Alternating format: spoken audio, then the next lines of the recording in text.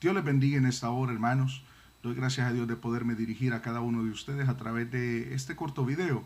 Espero de que esta enseñanza acerca de la Trinidad de Dios pueda ser de bendición para su vida y que también pueda ayudarle a usted a entender mejor el tema y también a poder utilizar los versículos que vamos a leer. Si usted obviamente cree en la Trinidad de Dios, puede usted utilizar estos versículos para enseñarle a otra persona o simplemente para un conocimiento pleno, ¿verdad? Mejor de cada uno de nosotros. Si usted está viendo este video y no cree en la Trinidad de Dios, pues también es comprensible.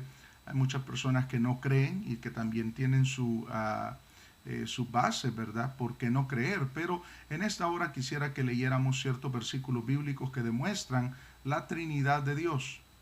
Nosotros como trinitarios, así como se nos llama, creemos de que nuestro Dios es Padre, Hijo y Espíritu Santo. Un Dios en tres personas con una sola esencia, que es Dios. Los tres son Dios.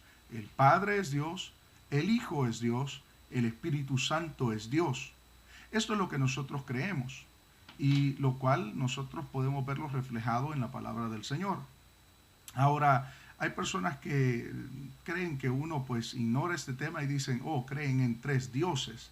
Y eso no es así, porque nosotros creemos en un Dios, como la palabra del Señor lo enseña, pero este Dios es tres personas, que es el Padre, Hijo y Espíritu Santo. Ahora, ¿cómo nosotros podemos comprobar eso o de qué manera podemos verlo en la palabra del Señor? Sobre todo en el Antiguo Testamento, donde básicamente no se habla de Jesucristo, aunque nosotros sabemos de que Cristo es desde el principio en la misma esencia de Dios. Ahora, yo quisiera ir poco a poco con estos versículos y vamos a leer ciertos versículos en la palabra del Señor. En Génesis encontramos el primer versículo, que dice en el capítulo 1, versículo 26. Entonces dijo Dios, hagamos al hombre a nuestra imagen, conforme a nuestra semejanza, y señoree en los peces del mar, en las aves de los cielos, en las bestias, en toda la tierra y en todo animal que se arrastra sobre la tierra. Aquí se usa una pluralidad y viene de Dios, porque Dios dice, hagamos. Algunas personas dicen, oh, estaba hablando con los ángeles, pero el atributo de creador solamente se le da a Dios. Nosotros creemos que Él o la Trinidad está hablando y dice, hagamos al hombre, porque solamente Dios es el gran creador de todo lo que hay. Sobre todo cuando hablamos de crear la corona de la creación, que fue el hombre. El Señor dice, hagamos al hombre a nuestra imagen, conforme a nuestra semejanza. Y vemos cómo Dios utiliza la pluralidad para poder referirse a hacer y a crear al ser humano. Veamos otro versículo en la palabra del Señor. En Génesis capítulo 11, en el versículo 6 y 7 dice, y dijo Jehová, he aquí el pueblo es uno, y todos estos tienen un solo lenguaje, y han comenzado la obra, y nada les hará desistir ahora de lo que han pensado hacer. Ahora pues descendamos y confundamos allí su lengua, para que ninguno entienda el habla de su compañero. Ese es otro versículo con la lógica bastante igual que la del primer versículo que hemos leído. El Señor dice, descendamos y confundamos. ¿Quién está hablando ahí? La Trinidad de Dios. Ahora, cualquiera todavía podría decir, todavía no me convence, todavía no creo. Pero hay otros textos bastante lindos, bastante claros, en donde nosotros vamos a leer la Trinidad de Dios. Ahora, hay un versículo en Deuteronomio capítulo 6, versículo 4, que es bastante importante para el pueblo de Israel y obviamente lo es para nosotros. Este versículo todavía se lee en las sinagogas y en las reuniones judías, porque es un versículo que marca la diferencia del pueblo de Israel, o que marcó la diferencia del pueblo de Israel a diferencia de las demás naciones. Porque las demás naciones, en el tiempo que Dios llama a Abraham y que el pueblo de Israel se desarrolla, las demás naciones tenían varios dioses. El Dios de la guerra, el Dios de la naturaleza y bueno, diferentes dioses para cada ocasión. Y el pueblo de Israel se levanta entre todos como la nación monoteísta, que cree en un solo Dios. Y es ahí donde nosotros encontramos esta joya. La palabra del Señor dice en Deuteronomio 6:4, oye Israel, Jehová nuestro Dios, Jehová uno es. Y aquí es donde aparece una aparente confusión para aquellos que creen en la Trinidad. ¿Cómo es que Dios es uno y creemos en tres personas? Yéndonos al contexto, oyéndonos al hebreo original en el que este versículo fue escrito, la palabra uno es ejad. Ejad, igual a uno en español. Y esta palabra significa una unidad colectiva. Esta palabra también se aplica ahí en Génesis capítulo 3, no me recuerdo qué versículo, pero dice, por tanto dejará el hombre a su padre y a su madre y se unirá a su mujer y los dos serán ejad, una sola carne. ¿Qué quiere decir con esto? Una unidad colectiva. ¿Dejan de ser dos personas en el matrimonio? Claro que no. Pero si son un matrimonio, no dejan de ser dos personas, pero sí se convierten en un matrimonio. Igual el Señor, igual nuestro Dios. Nuestro Dios es uno, pero en tres personas. Se fija cómo este versículo encierra bastante una unidad colectiva. Ahora, ¿qué otra cosa podemos poner como ejemplo de la Trinidad de Dios para avanzar ya a los versículos que están en el Nuevo Testamento, donde es mucho más claro y evidente la Trinidad de Dios?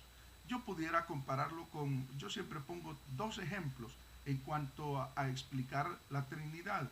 Y no me malinterprete que yo quisiera comparar a Dios con algo material, claro que no, pero sí el concepto de la Trinidad. Y uno es el agua. El agua tiene tres estados: sólido, líquido y gaseoso. ¿Deja de tener la misma composición? Claro que no. H2O es agua, pero en tres diferentes estados. Ahora, la esencia es la misma, pero son tres diferentes estados. Entonces, el Padre tiene la esencia misma que el Hijo, es Dios, y que el Espíritu Santo es Dios. Son tres personas. He oído también algunas personas que dicen, no, el Espíritu Santo no es una persona, es una energía, es un poder. Cierta vez hablé con unas personas testigos de Jehová que me dijeron, ¿cómo puede ser una persona? Y yo le dije, ¿cómo usted puede engañar a una energía?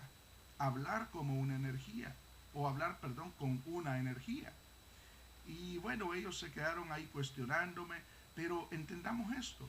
Como Pedro le dice a Ananías y Zafira, ¿por qué pues intentaron engañar al Espíritu Santo?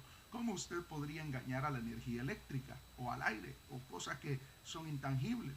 ¿Qué es lo que hace a una persona persona? Les preguntaba yo con quienes hablaba y me dijeron el cuerpo, lo cual es obviamente que no es así, porque aún nosotros podemos decir de que una persona o el cuerpo, cuando una persona muere, ya la persona deja de estar en el cuerpo. ¿Qué es lo que hace a una persona persona? Son sus atributos, su personalidad, habla, entiende, se comunica. Y esto es lo que la persona no entiende acerca de la persona del Espíritu Santo. Hay personas que contradicen esto, pero ese no es el tema ahorita, sino la Trinidad de Dios. Pero cabe poder mencionar este tema del Espíritu Santo como persona en esta enseñanza. Ahora, avancemos más allá. Otro de los ejemplos que yo utilizo para poder graficar la Trinidad de Dios es el oro. Si usted tiene un reloj de oro, un anillo de oro y qué sé yo, una cadena de oro, son tres diferentes cosas, pero las tres cosas tienen una misma esencia, son oro, pero son tres diferentes cosas. Entonces, vuelvo y repito, no me malinterprete que yo quiero poner o comparar a Dios con cosas. No, no, no. Dios me guarde de eso y de esa falta de respeto. Pero para graficar la esencia de nuestro Dios, que es Dios Padre, Hijo y Espíritu Santo, tenemos que poner estos ejemplos. Ahora, vámonos al Nuevo Testamento para poder concluir con esta enseñanza. Y también en el Nuevo Testamento es mucho más obvio la Trinidad de Dios. Dice la palabra del Señor en nuestro primer versículo que tenemos acá en Mateo capítulo 3, versículo 16. Y Jesús, después que fue bautizado, subió luego del agua, y aquí los cielos le fueron abiertos, y vio al Espíritu de Dios que descendía como paloma y venía sobre él. Y hubo una voz de los cielos que decía: este es mi Hijo amado, en quien tengo complacencia. Más claro no se puede ver la Trinidad de Dios. Aún solo el simple hecho de leer estos versículos ya nos hablan de la Trinidad de Dios. Jesucristo se levanta del agua. En el momento que Él se levanta del agua, sucede lo que Juan el Bautista estaba esperando cada vez que sumergía a alguien en el agua, y era que el Espíritu Santo descendiera sobre Él. Y este fue el caso de Jesucristo nuestro Señor. Descendió el Espíritu Santo en forma corporal. La única vez que vemos al Espíritu Santo que se manifiesta en forma corporal. Y se oye una voz del cielo que decía: este es mi Hijo, en quien tengo contentamiento.